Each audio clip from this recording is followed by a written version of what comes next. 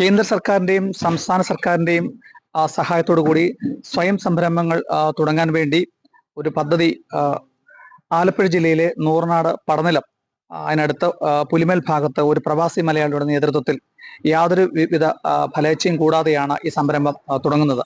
ഇതിനോടൊപ്പം സഹകരിക്കുന്നത് human right protection mission എന്ന ദേശീയ മനുഷ്യാവകാശ സംഘടന NGO കൂടി സംയുക്തമായിട്ടാണ് ഈ പദ്ധതി ഇപ്പോൾ സംസ്ഥാനത്ത് ഇംപ്ലിമെന്റ് ചെയ്യുന്നത്. അപ്പോൾ ഇതിന്റെ ലക്ഷ്യങ്ങൾ എന്തൊക്കെയാണെന്നുള്ളത് HRPMന്റെ ഹ്യൂമൻ റൈറ്റ് പ്രൊട്ടക്ഷൻ മിഷന്റെ ദേശീയ പ്രസിഡന്റ് പ്രകാശ് ചെന്നിത്തല ചേരുന്നുണ്ട്. ഇതിനോടൊപ്പം തന്നെ ഇതിന്റെ ചെയർമാൻ കൂടി, ഈ ഹൈടെക് മിഷനറി ആൻഡ് ഇൻഡസ്ട്രീസിന്റെ ചെയർമാൻ കൂടിയായ ശിവരായൻ നായർ പടനിലമുണ്ട്. ആദ്യം നമുക്ക് പ്രകാശ് ചെന്നിത്തലയോട് ചോദിക്കാം, എന്താണ് ഇതിന്റെ ഈ ലക്ഷ്യം? ഈ പ്രത്യേക കേന്ദ്ര ഗവൺമെന്റ് സംസ്ഥാന ഗവൺമെന്റിന്റെയും ഒട്ടനവധി പദ്ധതികളുണ്ട്. അത് ഈ പറഞ്ഞ പോലെ വനിതകൾക്ക് സെപ്പറേറ്റ്, SCക്ക് സെപ്പറേറ്റ്, SC/STക്ക് സെപ്പറേറ്റ്, ഇങ്ങനെയുള്ള ഒട്ടനവധി സർക്കാരിന്റെ ഭാഗത്ത് നിന്ന് തന്നെ ചെയ്തു തരാൻ പറ്റുന്നതും കേന്ദ്ര സർക്കാരൊക്കെ ഒത്തിരി, എനിക്ക് തോന്നുന്നത് 95% വരെ ഗ്രാന്റ് കിട്ടുന്ന പ്രോജക്റ്റ് വരെയാണ് ഇതിലുള്ളത്. അത് ക്ലസ്റ്റർ രൂപേണയായിരിക്കാം. പിന്നെ സ്ത്രീകൾക്ക് സ്വയം സംരംഭകരാകാനുള്ള ഒട്ടനവധി അവസരങ്ങൾ നമ്മുടെ മുമ്പിലുണ്ട്. പക്ഷെ അത് നമ്മൾക്ക് ഉപയോഗിക്കണമെന്നുണ്ടെങ്കിൽ അതിന് നമുക്ക് പഞ്ചായത്ത് തലത്തിലുള്ള ഭരണാധികാരികളുടെ സപ്പോർട്ട് ഉണ്ടെങ്കിൽ മാത്രമേ ഈ പ്രവർത്തനമൊക്കെ വിജയിപ്പിക്കാൻ പറ്റുള്ളൂ. അതിൽ നിന്ന് പഞ്ചായത്തിന് കൂടെ വരുമാനം ഉണ്ടാക്കുന്ന രീതിയിലുള്ള ഒട്ടനവധി പ്രോജക്റ്റുകൾ നമ്മൾ അവതരിപ്പിച്ചിട്ടുമുണ്ട്. എൻ്റെ സ്വന്തം നാടായ ചെന്നിത്തല എന്ന് പറയുന്ന പ്രദേശത്ത് ചെന്നിത്തല പഞ്ചായത്തിലെ പുതിയ ഭരണസമിതി വന്നപ്പോൾ തന്നെ അവർ വളരെ ആത്മാർത്ഥമായിട്ട് അവിടെ ജാതിയോ മതമോ രാഷ്ട്രീയമോ ഒന്നും നോക്കാതെ ഇതിലേക്ക് മുൻപോട്ട് വരികയും നമ്മളതിന് നമ്മളുടെ ഈ പ്രോജക്റ്റ് വിഭാഗം കൈകാര്യം ചെയ്യുന്നതിൽ ഒരാളാണ് അഡ്വൈസർ ബോർഡിലുള്ള ശ്രീ ശിവരാജൻ നായർ എന്ന് പറയുന്ന അദ്ദേഹം, പ്രവാസി. അദ്ദേഹവും ഈ പറഞ്ഞ പോലെ ഒട്ടനവധി കാര്യങ്ങൾ ചെയ്യാൻ തയ്യാറായിട്ട് നിൽക്കുകയാണ്.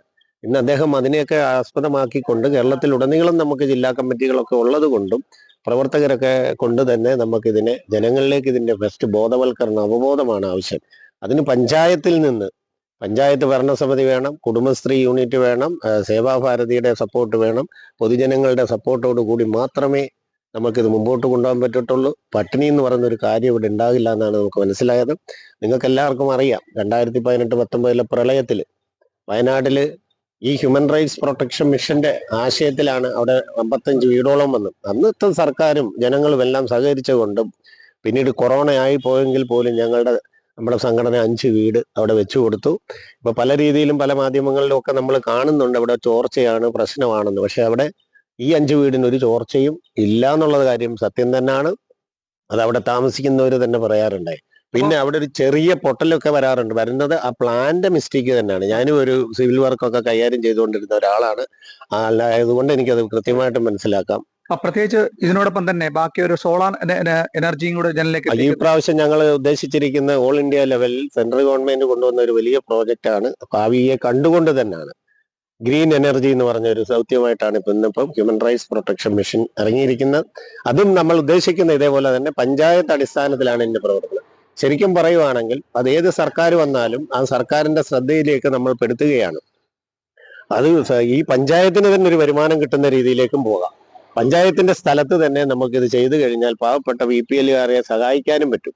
ആ രീതിയിലേക്ക് ഞങ്ങളുടെ സംഘടന, ഞങ്ങളുടെ ഒരു ഈ പ്രോജക്റ്റുമായിട്ട് ബന്ധപ്പെട്ട് ഒട്ടനവധി 10-14 പേരോളം ഉണ്ട്. ഇന്നൊരു IAS റാങ്കിലുള്ളവർ തൊട്ട് താഴോട്ടുള്ള ഇതേപോലുള്ള എക്സ്പീരിയൻസ്ഡ് ആയിട്ടുള്ള ആൾക്കാരാണ് നമ്മുടെ കൂടെ ഉള്ളത്.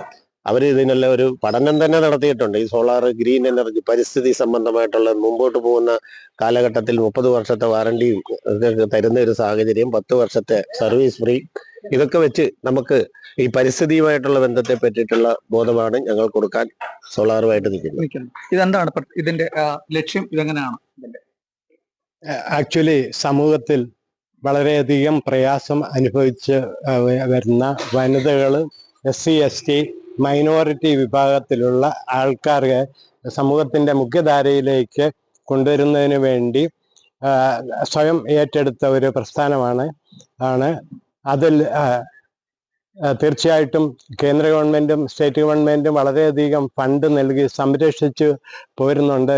സബ്സിഡി ആയിട്ടും 95% വരെ ഫണ്ട് നൽകി വരുന്നു. പക്ഷേ ഉൽപാദന രംഗത്തെ സമൂഹത്തിലെ ഒരു പരിധി വരെയുള്ള ആൾക്കാർ മുന്നോട്ട് വരുന്നില്ല.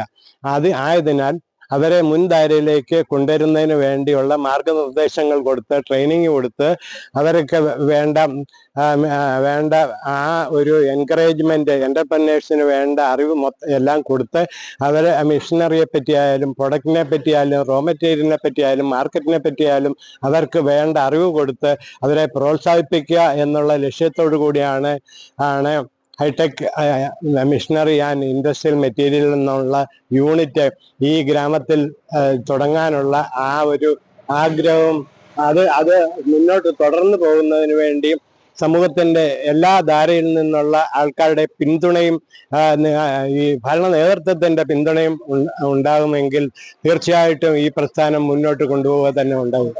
അങ്ങനെ കേന്ദ്ര സർക്കാരിന്റെയും സംസ്ഥാന സർക്കാരിന്റെയും വിവിധ പദ്ധതികൾ സാധാരണക്കാരിലേക്ക് എത്തിക്കുക, അത് പ്രത്യേകിച്ച് യാതൊരുവിധ ഫീസും കൂടാതെയാണ്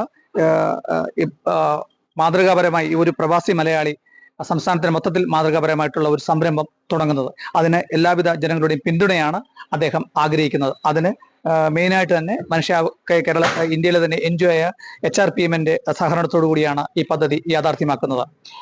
കേരള വിഷൻ ന്യൂസിന് വേണ്ടി ക്യാമറാമാൻ പ്രദീപ് അങ്ങാടിക്കൊപ്പം പ്രസാദം ജെ, പത്തനംതിട്ട.